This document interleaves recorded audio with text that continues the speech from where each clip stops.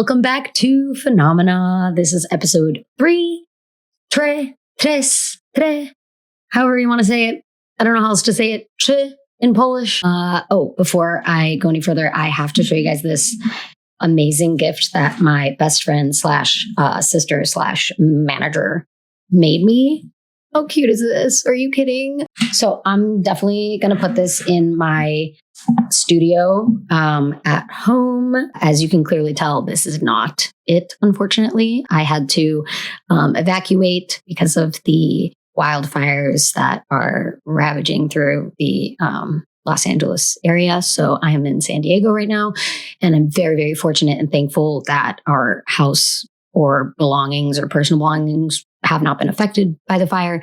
The air quality is just really bad. I wanted to come down here so that I could breathe good quality air until everything clears up. But definitely pray for LA, pray for everyone who has been victimized by the very element that is fire. Fire plus wind. It's a deadly combo. We'll add some links for you guys to help or donate for those who have lost their homes or personal belongings in the Palisades and Eaton fires. But yeah, I want to be optimistic about things and be very glad that, we can still record our episode. For right now, the show must go on. Before we get into anything else too, I keep forgetting to mention this. I have to be better about mentioning it, but phenomena.cases@gmail.com is our official Gmail. It is open to any and all that want to write in, whether it be suggestions of different phenomena that you want to see covered, or we are also having kind of an open call, so to speak, for scriptwriters, because our lovely, amazing, beautiful, wonderful co-producer, Ruben, has been writing all the scripts, and they're having a lot of fun with it. They're switching it up. They even told me that this one is written differently than the first two, so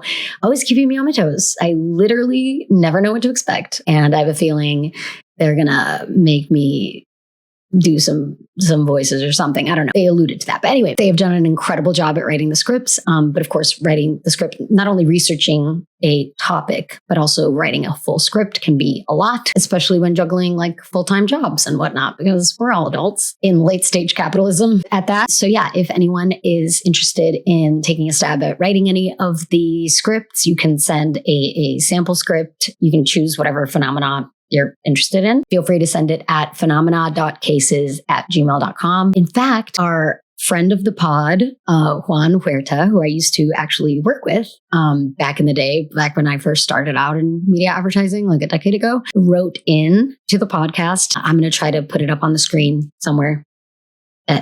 We're around here. So Juan Huerta said, "Hi, Mimi and crew, loving the phenomena of phenomena." Okay, awesome. I love how you can hear everything in this Airbnb. And I love when people don't have mufflers. Can't wait to see future episodes of the show. You guys are doing great. Some ideas if needed. I'm sure you have plenty on your list. We do, but always looking for more. Mandela effect. Ooh, I didn't even realize this was in and of itself a phenomenon. So yes, absolutely. Mandela effect, sleep paralysis.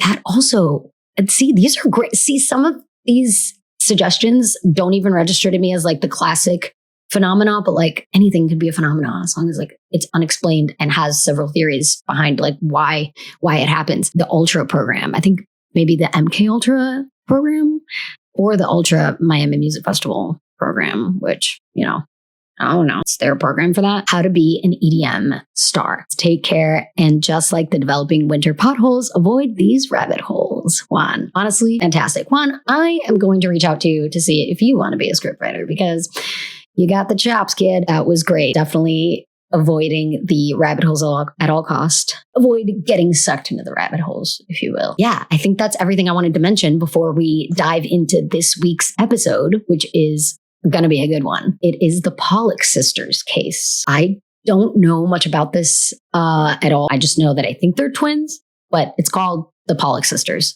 So let's dive in, shall we? All right. The Pollock sisters strike back. Ooh, by Ruben Hano. Do you believe in reincarnation? I do. Well, if you don't, we might have a case that will turn you into a believer. Ooh, see, there you go. This is a cult. We are starting a cult, and everyone needs to believe in reincarnation, first of all. I'm kidding. This week, we're starting with a table read of a scene. Table read of a scene that scared a mom into thinking her young toddlers might just be reincarnations of her dearly departed daughters. I present to you the Pollock Sisters Strike Back, Scene 1. Oh my God, this is written like a whole play, like a script for like a movie script, screenplay. That's the word, screenplay. Interior Pollock family living room morning. So use your imagination. Picture that. A soft, nostalgic glow fills the room. Twins, I knew they were twins. Twins, Gillian and Jennifer, are playing make-believe together as their mom, Florence, cleans the house. The girls talk in high-pitched British voices while they reenact one of their favorite memories. Oh, okay. Well, here we go. Gillian. Boom! Jennifer. And we all fall down. Giggles. Jennifer falls into Gillian's arms and Gillian cradles Jennifer's head. Oh my God, this is like masterfully written. All right, Ruben, getting into screenplays, I see. Gillian, agitated. Don't laugh, Jennifer. We didn't laugh before. They're sounding like little Hermione's. Jennifer. Fine, I'll just be here bleeding from my head. Gillian, the blood's coming out of your eyes. That's where the car hit you, remember? Florence, the girl's mother, walks by and catches what Gillian has just said. Florence, eyes bulging with panic. Mother Mary, how did you know that? John, you were right. John, call the doctor. And scene. Although this exchange is dramatized by the talent here phenomenon, stop. Gillian's line about the bloody accident is apparently a direct quote that their mother actually overheard. Join us as we explore the enigma of the Pollock sisters, a case of second chances that could be supernatural. I mean, supernatural goes hand in hand with phenomena, baby. The lore. From what we know, the Pollocks were your typical 1950s, takes place in the 50s, 1950s Catholic family living in Hexham, England. All right, we can go back to English accent. Perfect. Sorry, okay, quick tangent, but I'm so dumb, and I kept saying I didn't know where last week's episode took place, even though I said France. But the name of like the city did not sound French. And then I was talking to someone and they said it was like, it used to be a German town, then it was a French town, then it was back to German town, whatever.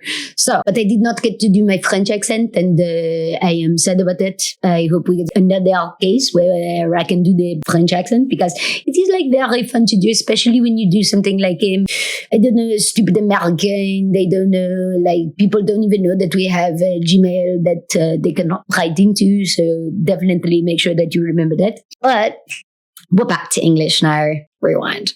The 1950s Catholic family living in Hexham, England, about 250 miles north of London and 200 miles south of Hogwarts School of Witchcraft and Wizardry. There you go. Hermione, she knew. Give it here, Malfoy, knock you off your broom. Oh, what does Hermione say? No, Ron, you can't. There must be another way. I love her. The family consists of John, the father, Florence, the mother. Florence is a pretty name. And I love the band Florence and the Machine. Sisters, Joanna and Jacqueline. Oh, they had more siblings. I didn't even know that. Sisters Joanna and Jacqueline, and some older brothers who apparently were so important to the story that they aren't named in any of the sources we researched. Our apologies to these brothers if you're listening to this. Sorry, you are not important to the storyline. This took place in the 50s, so they could still be around, probably. I have no concept of time. Joanna was the quintessential older sister, patient, creative, and always looking after Jacqueline, her accident-prone little shadow. That's so cute. They spent their days crafting plays and performing them together. Life in their quaint town was serene until a tragic day in the spring of 1957 shattered their world.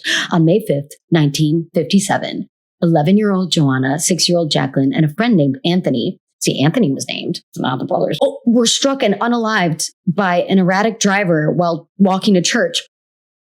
Oh, wait, I think Ruben did tell me this was sad. That is so sad. Oh my gosh. The driver, Marjorie Wynn, was allegedly under emotional distress and driving under the influence of drugs. Not great. Not good. After striking the children, Wynn was placed in a psychiatric hospital and later admitted that she purposefully hit the children after being forced to give up her own children. What? So if you're tracking, Wynn was so sad that she lost her children that she took the lives of someone else's. Nah, dude. Nah, that is a special place in hell for you, Wynn. Naturally, the Pollocks were devastated. Obviously, this is so sad.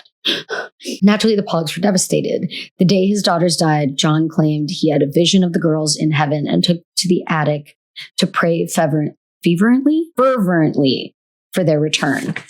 via reincarnation. Ooh. This, as you can imagine, didn't sit well with Florence, who was pretty sure the Catholic Church wouldn't be thrilled with that idea. Oh yeah, I forgot. That doesn't make sense with heaven and hell, which also I say special place in hell, but I am atheist and don't believe in such a hell. But you know what I mean. It's a figure of speech. We're pretty sure the church is all about resurrection. Resurrection, not reincarnations. The lesser known cousin of reincarnation. Resurrection, but only Jesus can. Other people can't, unless it's necromancy. Anyway, 8 months later, the Pollocks got pregnant and the doctor confidently predicted a single birth. John, meanwhile, reportedly told everyone who would listen that there would be twins and that they would be dear dead daughters. Lo and behold, on October 4th, 1958, John was proven right and the Pollock twins were born. They named the firstborn twin Gillian and they named the younger twin Jennifer. Despite being identical, Jennifer had birthmarks eerily similar to ones Jacqueline had, a fact that didn't go unnoticed by John, who took it as a divine sign that his prayers were answered. Ooh, prayers. But were they witchy prayers? Wiccan? Or whatever the religions that believe in reincarnation is. I don't know if he's Catholic. He can't be if he prayed for reincarnation. I don't know. This is getting too existential. I'm confused. Philosophy. Florence, skeptical of this whole reincarnation business, saw them as simply her new daughters to love. Florence is honestly a bad bitch. As the twins grew, things got weird. At 2 years old, they started asking for their old toys that had belonged to Joanna and Jacqueline, toys they'd never seen. When the parents gave them the few toys that hadn't been given away, Gillian and Jennifer divided them amongst themselves exactly as their older sisters had. And that's crazy actually, because their older sisters were a year apart. They weren't twins, but then the twins are twins. What? The twins' uncanny knowledge didn't stop at toys. Gillian knew specific details about Joanna's old bedroom, even though their family had moved from their old house in Hexham when the twins were only a few months old. So she wouldn't have clocked that. What? My mom swears. She's I remember when I was 5 months old. I'm no, you don't. Okay. No, you don't. Stop. She also knew details about locations she'd never been to, but that Joanna had frequented. The girls also had an intense fear of cars, complete with nightmares about car crashes and a particular moment of panic when a car engine roared to life near them and they grabbed each other and shouted, the car is coming to get us. I just got chills. Oh my God, am I that good of an actress? Stop. The parents also noted that the toddlers showed a strange preference for the same foods and types of clothes as their deceased sisters. The twins also seemed to sing the same songs as their sisters and play similar games. It was one of these games that finally convinced Florence of the possibility of reincarnation. Yes, Florence, get on board. When the twins were 4 years old, Florence heard the girls putting on a similar scene as the reenactment we had at the top of this episode. Gillian's words, coupled with the girl's strange behavior mentioned above, made Florence a believer. This is very thick paper, so I keep thinking it's more than one page, but it's not. All right, shout out Staples, which is where I printed this. Seeking answers, the family consulted various psychologists and psychiatrists, none of whom could offer a satisfying explanation, some of which completely disregarded their concerns. Classic. Enter Dr. Ian Stevenson, a psychiatrist and researcher from University of Virginia who interviewed the twins in 1964 and eventually published a report suggesting reincarnation as the most plausible explanation. Science proves reincarnation. Oh my God. For John, this was all the proof he needed. His girls were back. That's so sweet. Shortly after this report, the girls turned 5 and their memories of Joanna and Jacqueline began to fade. From that point on, they carried on as Gillian and Jennifer, living their own lives. Gillian passed away in 2002 at age 44, survived by Jennifer, leaving behind a story that continues to intrigue and mystify. Whoa. Well, because I feel sometimes I don't know what I believe, to be honest. I mean, I'm okay with not knowing what is true or not. But I feel with reincarnation, usually your memory gets wiped of your previous life when you're reincarnated. That's what I think, which is why we don't remember a lot of our past lives. But in some cases, it's usually kids, any case you read about reincarnation, which in and of itself is kind of a phenomenon. Some people can go exactly back to a place that their, older selves were and, be able to say and talk about certain things that they wouldn't have had knowledge about. So, but then usually it fades when you get older. It's kind of wouldn't you be robbed a little bit of your own life if you lived exactly as your previous sisters? But I'm sure John and Florence were really glad to have their daughters back in some capacity, while also acknowledging that Gillian and Jennifer are their own people, their own girls with their own personalities. I wonder if they remember any of this. That's crazy. This is insane. The theories. So you've heard the story, but what's really going on here? Are John and Dr. Stevenson right? Were Gillian and Jennifer truly the reincarnations of their deceased siblings?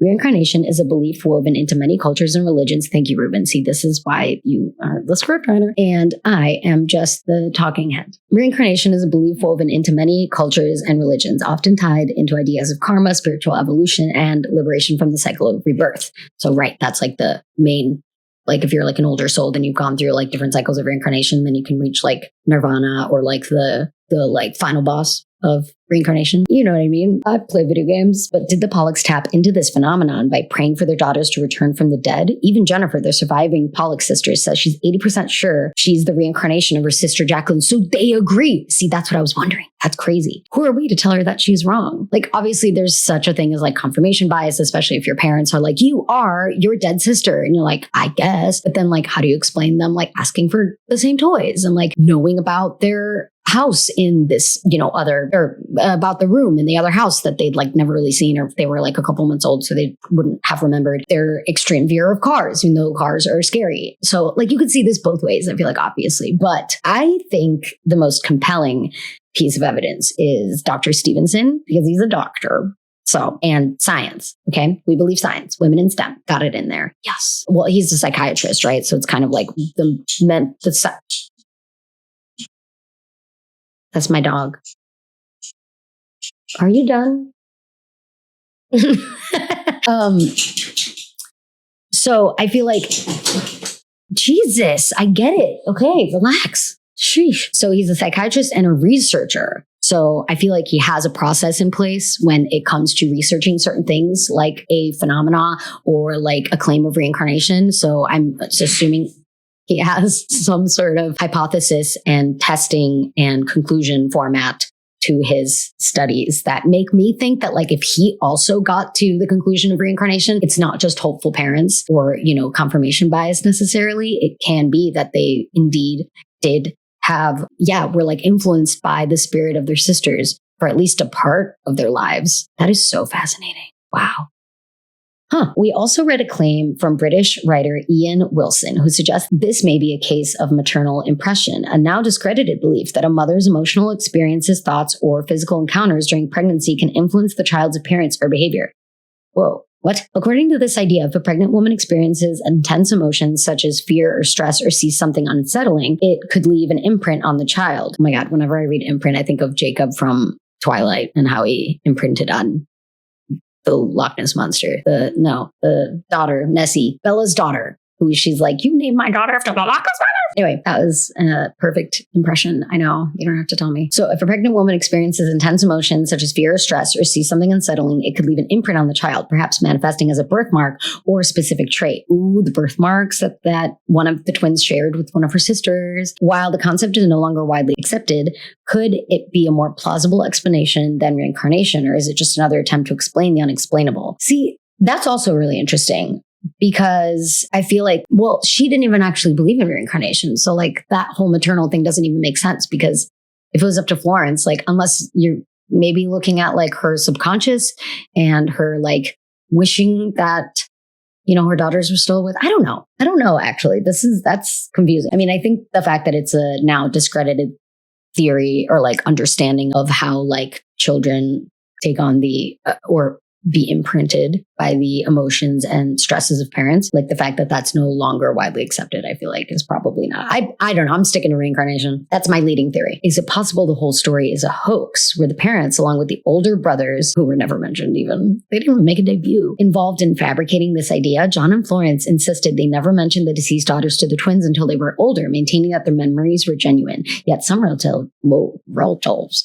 relatives have suggested that John was a violent, controlling figure who manipulated his wife. Florence's grandchildren describe him as a truthfully narcissistic, gaslighting little man. Ooh, what? We have firsthand accounts discrediting the dad? I did not see this coming. And a pathological narcissistic liar. Wow, really hammering home that point. Who abused Florence. On the other hand, Jennifer Pollock has defended her father, claiming he would never have made up lies, even though she admits he wasn't perfect.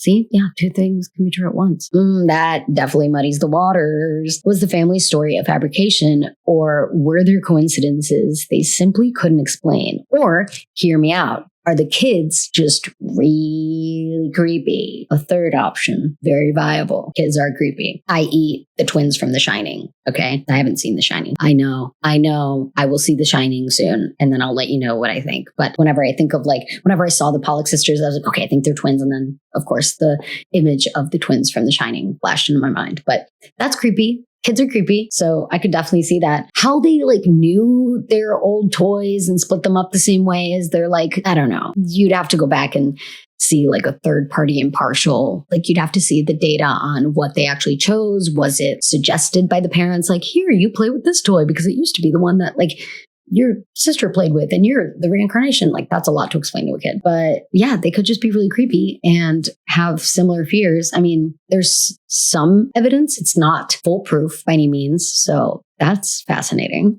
i.e. it's why it's an unexplained phenomena. And then there's the question that we thought of but wasn't present in any of our research. Could the new sisters have been haunted by the spirits of the deceased girls? Ooh, okay. So I was actually going to say this when you mentioned that they only really were a part of their lives in the beginning. And then as they got older, their memories faded. Yeah. I wonder if they could just speak to their sisters, but then wouldn't they say oh, Jacqueline's telling me to say this, but wouldn't they have said that instead of making it out like it was their own preference? I don't know. I was wondering were they being haunted or told what to do by their deceased siblings? Because some could say kids have a more supernatural connection, I don't know, to the other realm. Could the new sisters have been haunted by the spirits of the deceased girls? Did Jacqueline and Joanna's ghosts somehow communicate with Gillian and Jen, revealing details about their deaths, their toys, and their past lives? Literally what I just said. Oh my God, are we twins? Are we twins? Are we the Pollock sisters? No. It's said that children often grow out of seeing spirits. So did the twins simply grow out of it and forget when they turned 5? Dog, we are mentally connected, because did I not just say that? Hello? I like the spooky, creepy aspect of that, honestly. So somewhere in between, I think it was truly reincarnation. I don't know if it would go away. But then my whole theory about what if it only lasts a little longer, for most of us, we forget what our previous lives were. But for some people, it just the deadline is not as stringent on when you're born and it fades away when you're 5. I don't know. Honestly, this is a lot to think about. This is big brain stuff. But yeah, also a very interesting theory. Let me know what you think in the comments, because I'm between theories. I don't know. So wasn't reincarnation a case of maternal impression, a series of mind-bending coincidences / lies, or ghosts? Wow, lots of theories. I love it. Honestly, your guess is as good as ours. Maybe the Pollock sisters' story is a reminder that life is full of mysteries and we may never fully understand, or it's just a spooky tale to tell at your next dinner party. Either way, one thing's for sure. The next time you hear a toddler saying something suspicious, you might want to investigate a little further and see if they have sisters that ended up getting hit by a car, but then were secretly reincarnated into your body, but only until you turned 5. And then you forgot, but then you also don't discredit the theory yourselves. And yeah, thank you so much, Ruben, for putting little reminders on here, because I swear I am so flustered after this. Now I'm going to be thinking about this. I'm going to deep dive even more into this. I don't know. This is wild. This is crazy. Are they a case study for reincarnation? But anyway, these reminders. In the first episode, I said that we should assign a Pokemon to every episode. And so the last episode was about the dancing plague. So I was thinking the ice Mr. Mime, since he tap dances. So he's the Pokemon assigned to the dancing plague. The first one was Impidimp, because he's a fairy. And he turns into Grimmsnarl, which is was really OP. And then for this one, I love, Ruben, that you put who you think it should be. Mimikyu. Mimikyu is my favorite Pokemon ever. I mean, we share the same name, Mimikyu. Hello. Mimikyu just wants to look like Pikachu, because apparently Mimikyu and the way he looks is so terrifying that he's made professors and other people die as a result of seeing their true form. So instead, they just hide under their little makeshift blanket thing that looks like little Pikachu. Oh my God, it's so cute. I'm going to cry. But yes, Mimikyu, perfect. Love that. Yes, that is definitely the Pokemon. Let me know if you agree in the comments. And then